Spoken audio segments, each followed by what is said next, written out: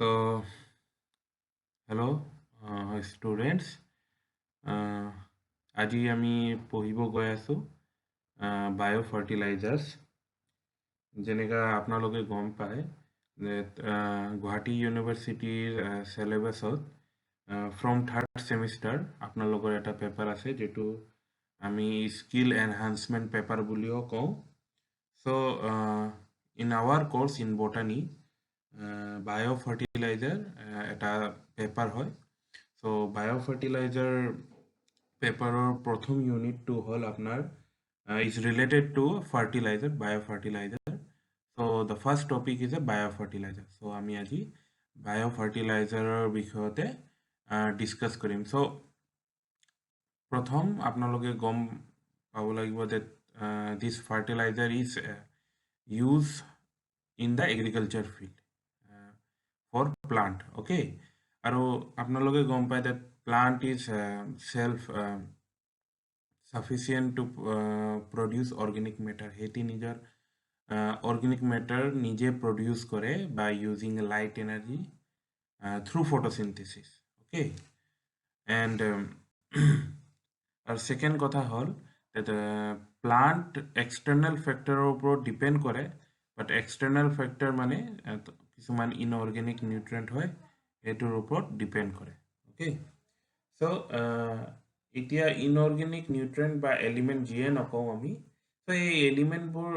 essential আমি কেতিয়া consider কৰোঁ ঠিক আছে তো which element is essential and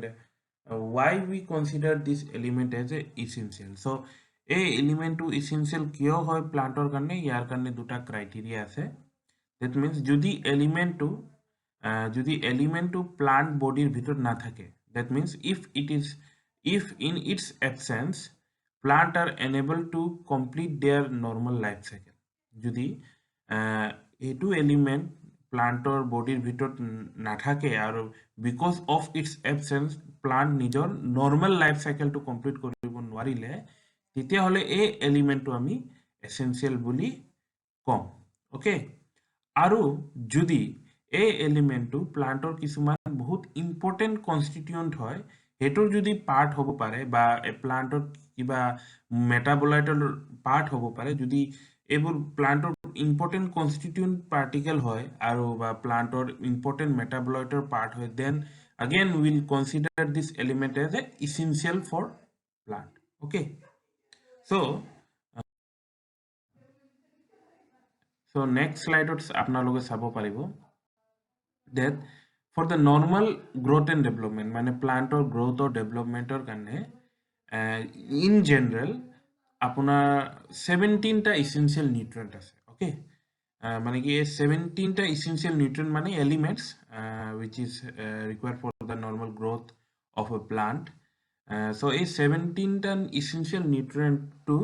আপোনাৰ তিনি ভাগত ডিভাইড কৰা হৈছে so তিনি ভাগত ডিভাইড কৰা হৈছে আৰু এতিয়া কি কি ক্যাটাগৰি হয় প্ৰথমটো আমি কও এটো non mineral nutrients second is a macronutrients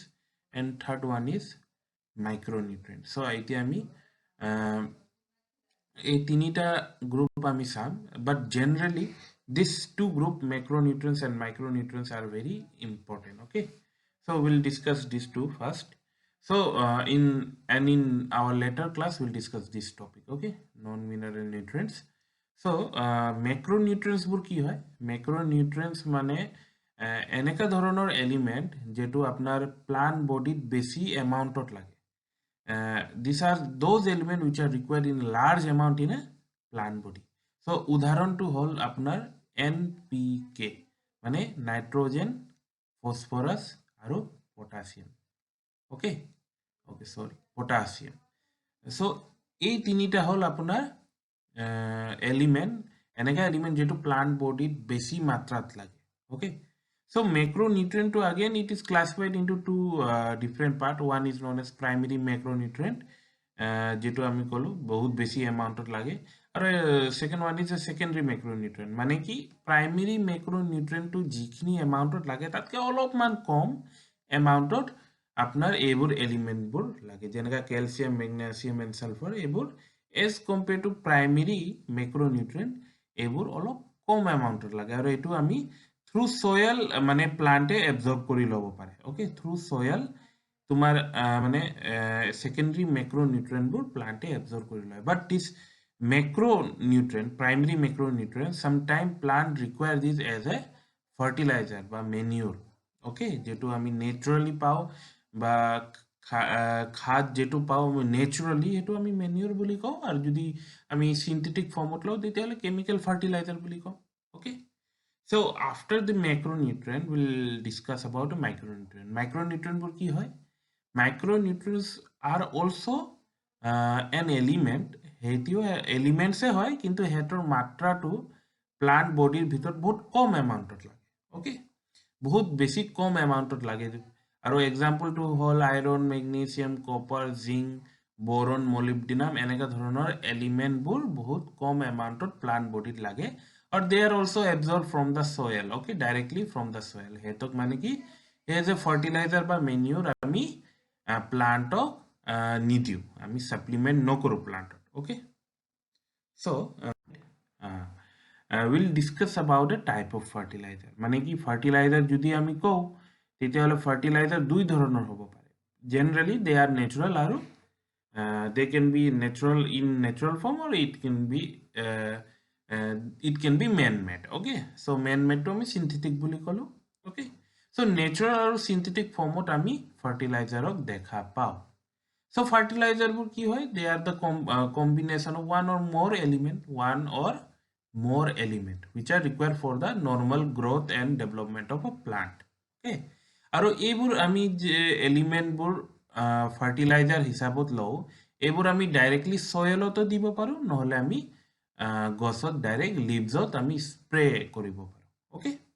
আৰু হেতৰ সোল পারপাস টু কি হল সোল পারপাস টু হল for the growth of plant and development okay plant growth and development so আমি যদি আমি চাও ফার্টিলাইজার যেটো